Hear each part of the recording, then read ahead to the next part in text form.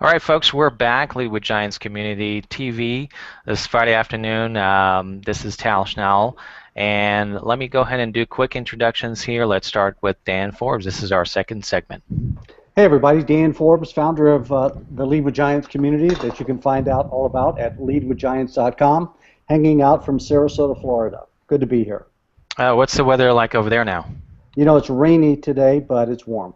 All right. We hope that you have a cooler summer. That's all I got to say to you. Just kidding. Let's go next to Liz in Utah. Hi, I'm Liz Stinselli with Stinselli Advisors, and I'm coming to you from Salt Lake City, Utah. And how's the weather there? It's getting ready to rain.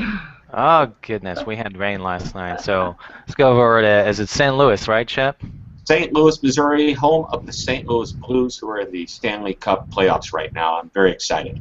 All right. That should be an exciting time. All right. Good deal. And summer-like weather, spring-like weather? Today it's 70 and just beautiful. Nice. Now, that's what we got here. So not much of a baseball team here, but we'll pass on this one here. But I want to go over the story you share in one of your videos about the McDonald's story, because it does emphasize you share two different McDonald's, but your family seemed to have a personal engagement with a customer service representative at one of the McDonald's in the neighborhood. And the reason I want you to talk about that is because that is so simple, but yet I think underestimated in many, many places, that personal engagement. People won't remember what kind of, in my hotel, they won't remember what bed they slept in, okay? They won't remember the coffee maker that was in the room, but they'll remember the people who served them, right? So talk a little bit about that personal engagement, how important that is. Sure. Well, the story goes like this. My kids, every week, at least once a week when I'm in town, I would take them to breakfast. And I said, where do you want to go, kids? McDonald's. They love the McDonald's breakfast. Well, there are two on the way to school. And I go, which one do you want to go to? And they always pick the same one. And I remember why, because my son said, well, one McDonald's is better than the other. And I said, what makes them better? And my daughter said, the people make them better. And what happened was, we went into this McDonald's, and this woman behind the counter said, well, look who's here, kids. Welcome to McDonald's. And she got all excited. She said, kids, I know exactly what you're going to have for breakfast. And she told my kids what they were going to order. And she was right. And the kids were like blown away. And I remember they're little kids. And they go, how did she know? Well, it was the same lady that was there the week before, and she just happened to remember. And sure enough, within 2 or 3 weeks of seeing us, my kids started to recognize her. But on the way out, my daughter said something really cool. She said, the people at this McDonald's are fantastic. And what was interesting is we didn't interact with any other person other than this one woman. And she kept saying, the people, the people. So the point is, and why this is a powerful story, is that one person represented the entire staff at McDonald's, the entire restaurant. And my kids were comparing that experience to another. And it was all hanging on one person's shoulders. I call this the awesome responsibility, that at any given time, one person has a responsibility that represents the entire brand, all of the employees, and everything that goes along with it. I love that. I love that. And I want to give an opportunity, because I know Liz is going to leave us shortly, but we're still going to be in a hangout. I know she's got a place to go. So let me give you the opportunity, Liz, to ask a question before you go. Okay, thank you. I appreciate that. So where I'm working, we really emphasize dress code and image, and it doesn't matter if you are out on the floor and you have no interaction with clients. Our partners feel like at any point in time a client may walk through, that you may be walking out the front door on your way to lunch and encounter a client. They want you are representing the company. You may be the face of the company. You might go to a baseball game and run into a client who happens to know that you work here. So they always want you to be the face of the company, no matter where you are and who you may run into. How do you feel about that? Well, I think it's, in certain businesses, it's extremely appropriate to act professional at all areas, because you do represent your company. If you hire somebody and you have the type of company that has an image to maintain, yet they go on their own and off off the hours, even though they're entitled to do what they want to do, if their behaviors aren't congruent with what your company's core values and focus and that type of thing are, chances are they're not going to be a good fit, because if what they're doing on the outside is really their true personality, it's going to permeate into the inside. Now, if you're talking about dress code and things like that, I think that, yeah, there's a certain demeanor, but I think that if I ran into my financial advisor at the baseball game and he's dressed in cutoff shorts and a sleeveless shirt and it's a hot day and he's having a beer and he's not, you know, his behavior is congruent, but I mean, I'm not going to think even twice about that. But I agree with what you're saying. I once walked up to a movie theater, and the two people that were outside the theater were employees of the theater, and they were just outside smoking cigarettes, which I have nothing against smoking cigarettes. It's just they're obviously there because it's a non-smoking environment. But what they were saying and the way they were acting was just not congruent with the way they should be inside the building. So they're taking a smoke break, and I think they're deteriorating the brand in the process. And it's not that they're smoking, it's the way that they're acting while they're doing it. They didn't engage with me at all, yet I'm the customer, I'm the guest of that theater. So, I mean, the point you're trying to make is in total sync with the point that I'm trying to make.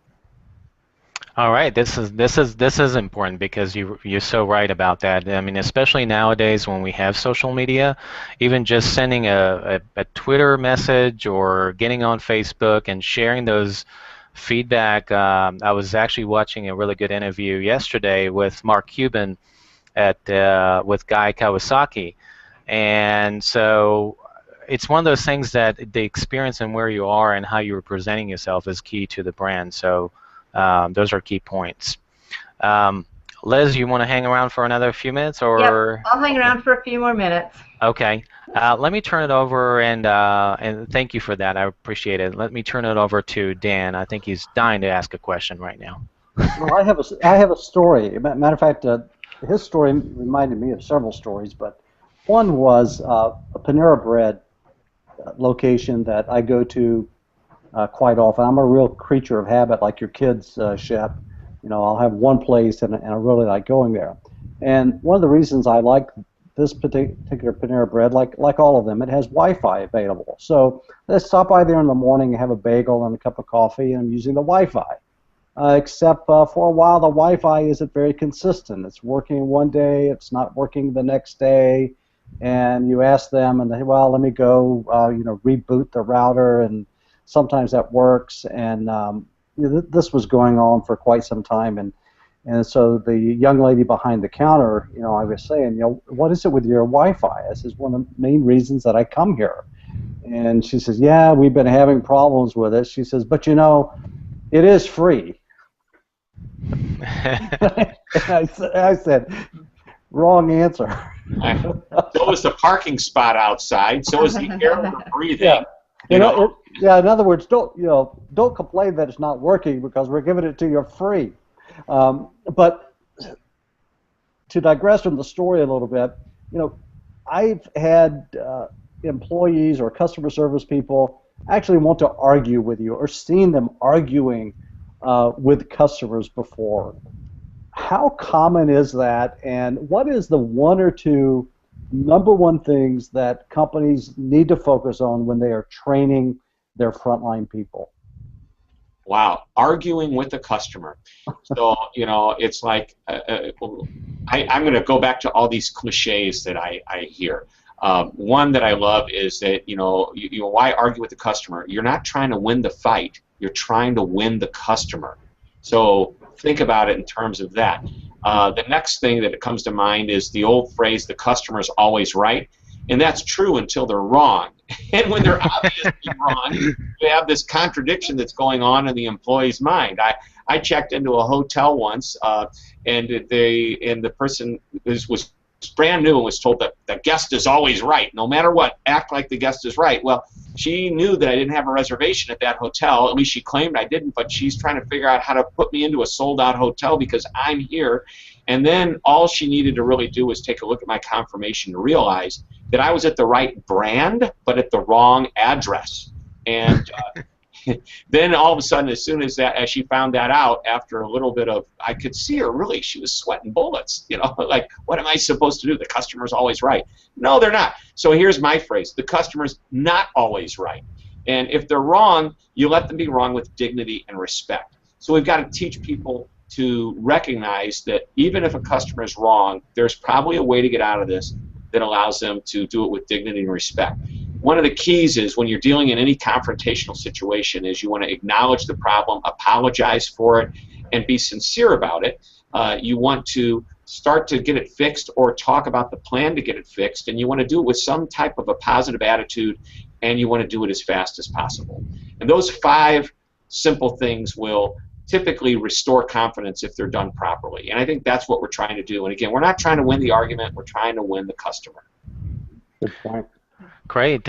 Shep, one of the things that I see in my industry, just being in the industry for almost 20 years now, is that, I know we talked about consistency, but from a leadership perspective, one of the challenges that facing our industry is having that walk the talk type of culture.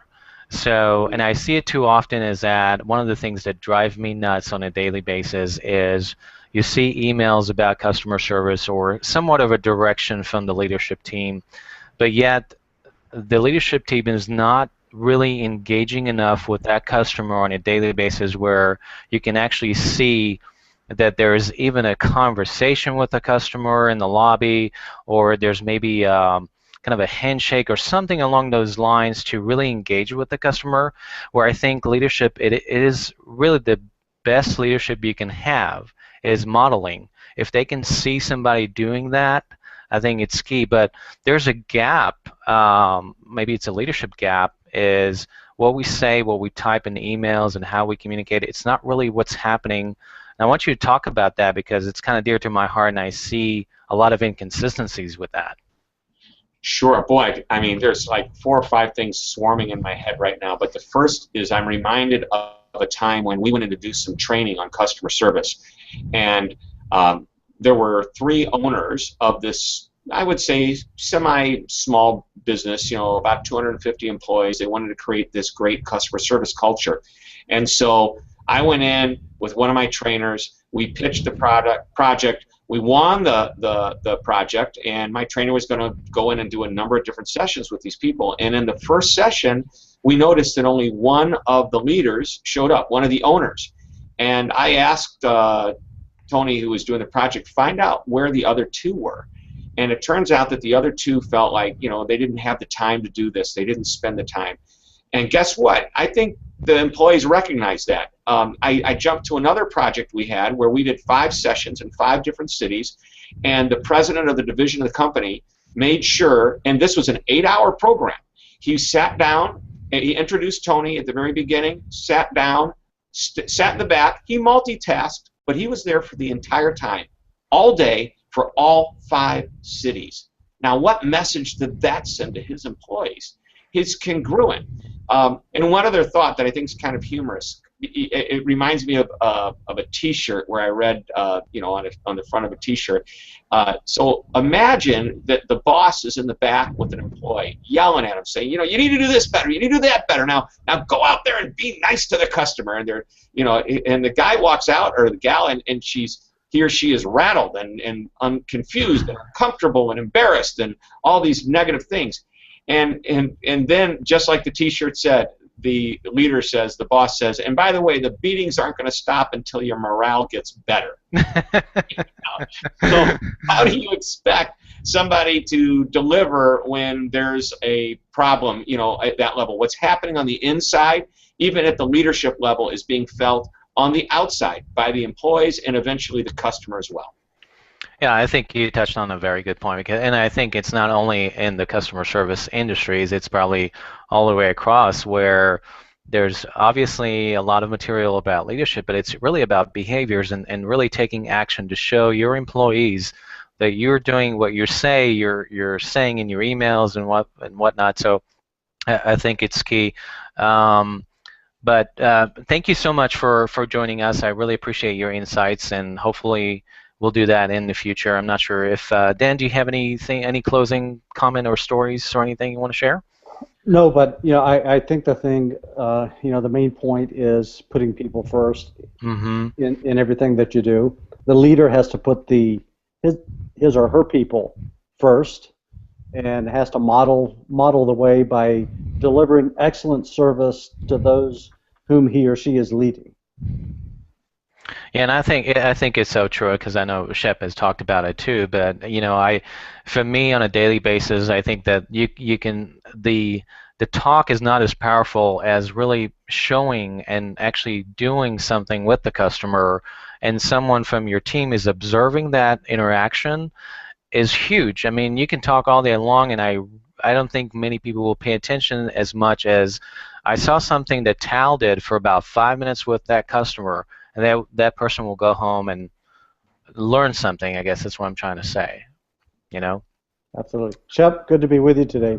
Hey, thank you, Dan. This is great. This is great. Well, and we hope to do this in the future. I know between our schedule and your schedule, we'll try to fit another hangout in between next month or so. But thank you, and we really appreciate your insights. It's a wonderful twist to do the customer service aspect into leadership, so I really appreciate that. Hey, Tal, will you hold up his book again? Yes, let me go ahead. And I'll he's hold got. it. There you Yeah, go. there you Happen go. to have one. I've got one here. Somebody doesn't have a book with them. Nice But looking cover. just kidding. But Shep, I actually got one of your the one that came before that, and we can talk about it on our next hangout. But it's actually really good stuff as well. So. Thank you. All right. Well, thank you. Let me go ahead and stop the broadcast this second segment. Thank you so much for watching us and tuning in this weekend. So let me stop this.